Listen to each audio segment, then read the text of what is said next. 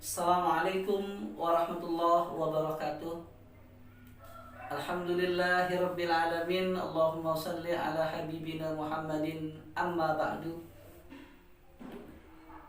Bagaimana kabarnya pada pagi hari ini? Alhamdulillah, luar biasa, tetap semangat, Allahu Akbar. Ayah bunda dan putra-putri kita beserta Dewan Guru level 5 yang dirahmati Allah Subhanahu wa taala, 1 pekan lebih kita tidak tatap wajah karena selain kita berdoa juga kita ikhtiar kepada Allah Subhanahu wa taala untuk menghindari sesuatu yang mengancam kita, yakni wabah penyakit. Baik, pada pagi hari ini Ustadz dan Ustazah level 5, para walas, para wali kelas beserta Dewan Guru pendamping kami, alhamdulillah insya Allah tetap semangat. Walaupun kita berada di rumah, thalabul ilmi tidak boleh berhenti.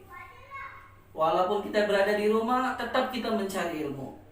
Apa tujuan mencari ilmu? Mengharap ridha Allah.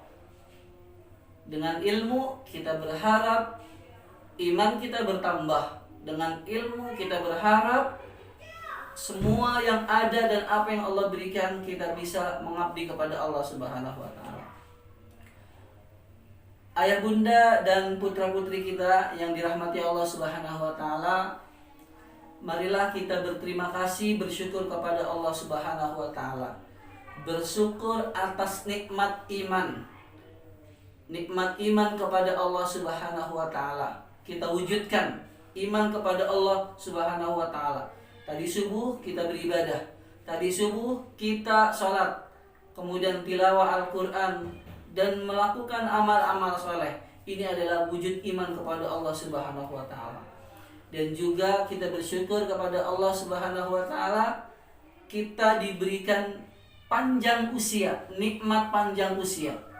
Nikmat ini sangat mahal sekali.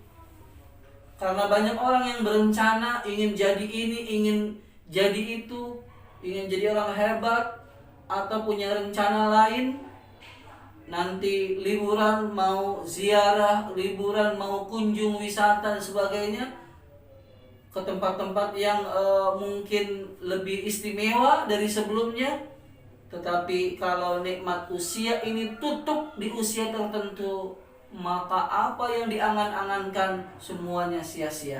Oleh karena itu, nikmat usia, panjang usia, ini adalah nikmat yang harus kita syukuri kepada Allah Subhanahu wa taala.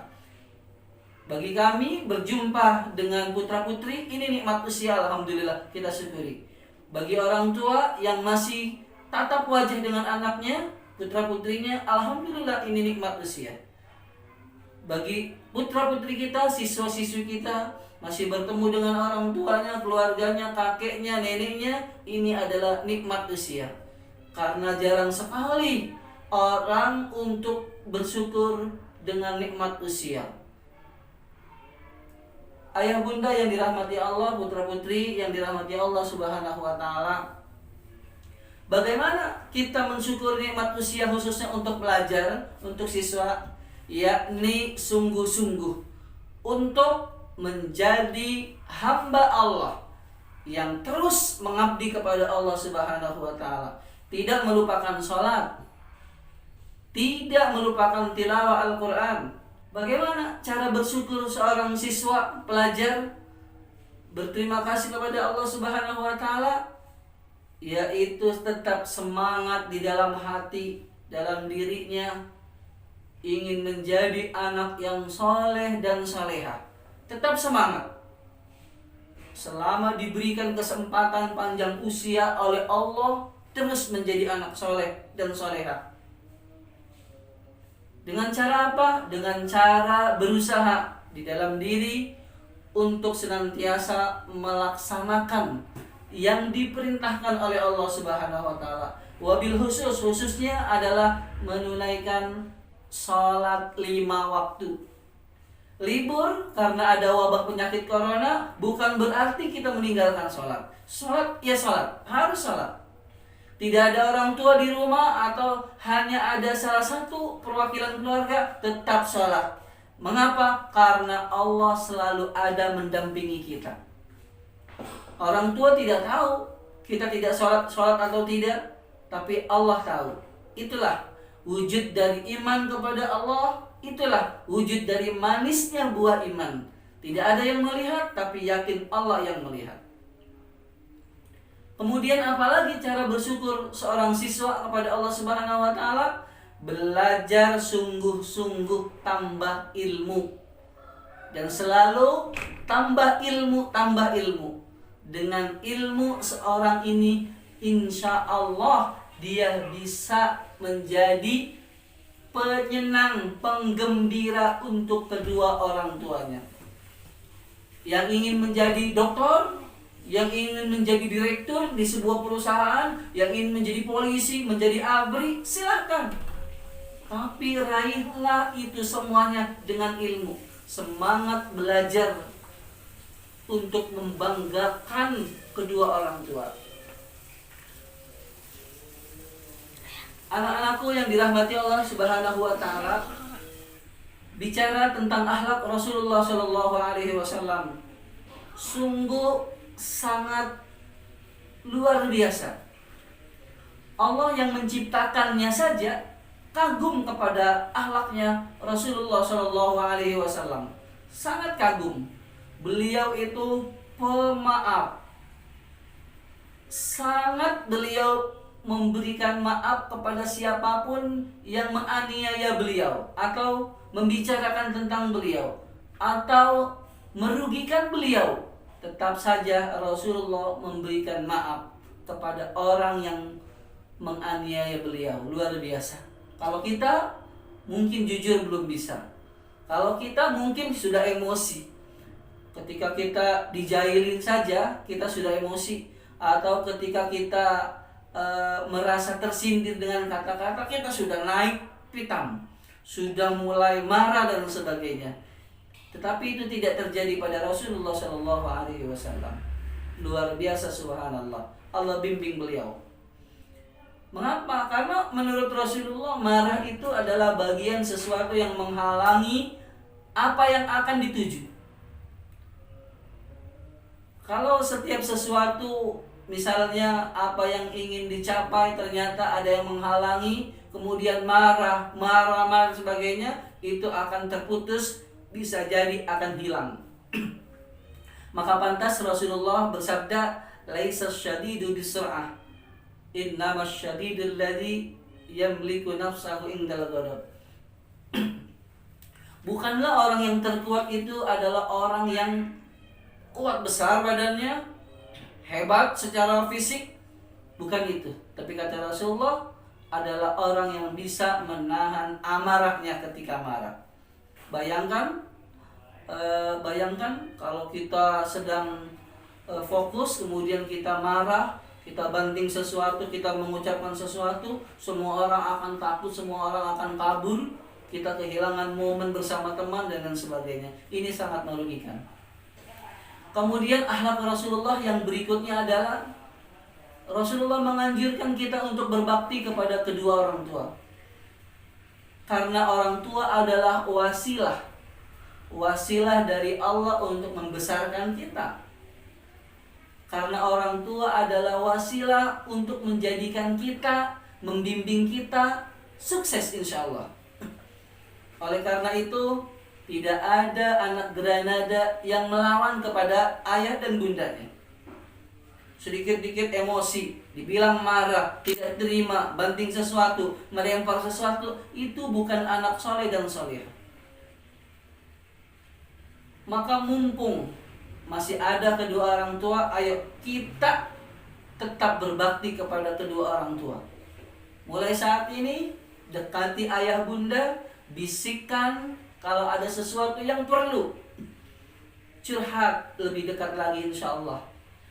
Tetap sopan kepada ayah dan bunda, salim, kecup keningnya, ucapkan maaf kalau ada sesuatu yang menyakitkan dan sebagainya. Ini adalah wujud bakti seorang anak kepada orang tuanya.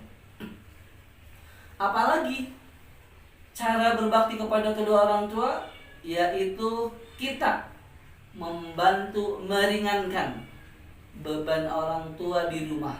Misalnya orang tua, ayah bunda pulang, kita salim, kita tanya, ayah bunda, apa yang bisa saya bantu untuk meringankan pekerjaan ayah bunda? Kalau ayah bunda bilang, tolong sapu halaman rumah, tolong sapu kamar bunda, tolong sapu kamar adik dan sebagainya. Kalau kamu mampu, kalau kamu bisa, laksanakan. Bagaimana kalau tidak bisa, tidak mampu, katakan maaf ayah bunda, mungkin waktunya tidak kurang atau sebagainya. Sebisa mungkin insya Allah. Anak-anakku yang dirahmati Allah Subhanahu wa taala, akhlak Rasulullah berikutnya bahwa Rasulullah punya sifat akhlak dermawan. Beliau senang memberi. Tidak hanya memberi uang, tidak hanya memberi sesuatu, tapi Rasulullah pun memberi motivasi kepada sahabat-sahabatnya, kepada tetangganya, kepada siapapun yang dijumpai. Apalagi mereka yang datang benar-benar ingin minta nasihat Rasulullah. Subhanallah, luar biasa bisa kita contohkan akhlak Rasulullah Shallallahu Alaihi Wasallam. Rasulullah Shallallahu Alaihi Wasallam pula punya sifat, 4 sifat yang sudah kita pelajari, yaitu siddiq. Siddiq artinya jujur. Jujur kepada diri sendiri, jujur kepada orang lain, karena lagi-lagi kita tidak sendiri, ada Allah bersama kita. Ketika kita melakukan sesuatu, yakinlah bahwa Allah mengawasi kita, sehingga tidak ada sesuatu yang dapat disembunyikan dari pandangan Allah Subhanahu wa taala. Amanah. Amanah yaitu dapat dipercaya. Kalau diberikan tugas, dapat dipercaya. Kalau dititipkan sesuatu, insya Allah bisa dipercaya. Kalau dititipkan hal-hal yang berharga, insya Allah dapat dipercaya. Ini adalah amanah.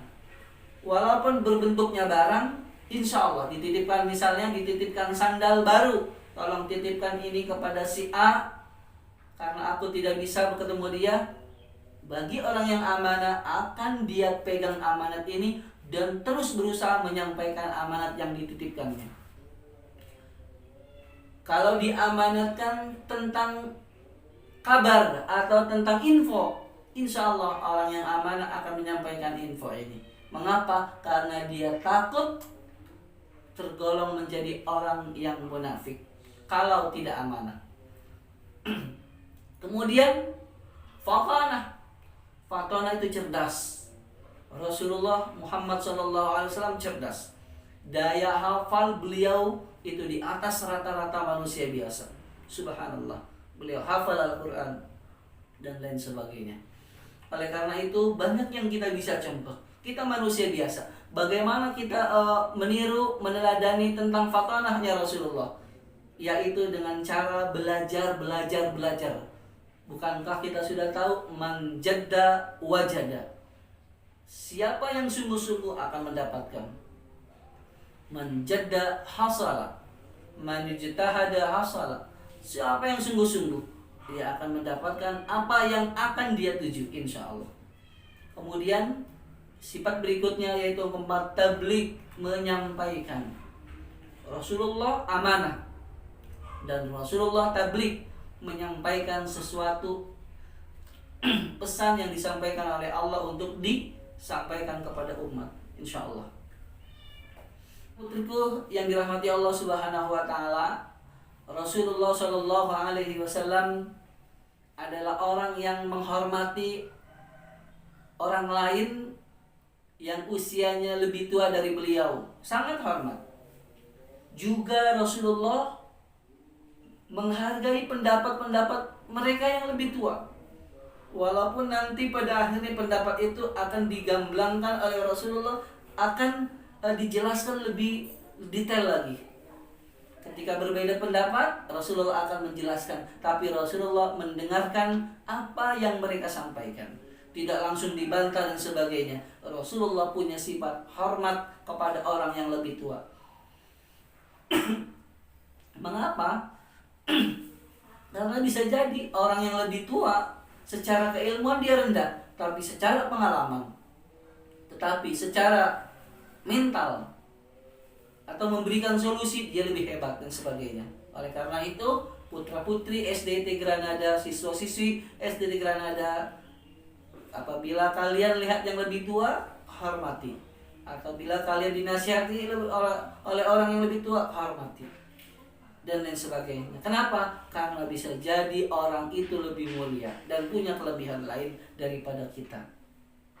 Kemudian berikutnya, bagaimana sikap kita kepada orang yang lebih muda? Sikap kita diajarkan oleh Rasulullah, kita sayang kepada orang yang usianya lebih muda dari kita. Insya Allah, karena kita bisa belajar keramahan dari mereka, kita bisa belajar lemah lembut dari mereka yang lebih muda. Biasanya yang muda itu, yang lebih muda dari kita, mereka punya hati sayang, lembut dan sebagainya. Dan kita yang usianya jauh lebih tua dari mereka, kita lebih rentan emosi, kita lebih rentan tidak mau dengarkan orang lain. Oleh karena itu, ayo kita sama-sama belajar meneladani akhlak Rasulullah Shallallahu Alaihi Wasallam. Itu saja dari Ustaz dan Ustazah. Pelajaran PAI kali ini tetap kita semangat, dan nanti dari rangkuman akhir dari tausiah ini, dari pelajaran PAI ini akan ada soal, 5 soal, insya Allah kita bisa. Semangat. Assalamualaikum warahmatullahi wabarakatuh.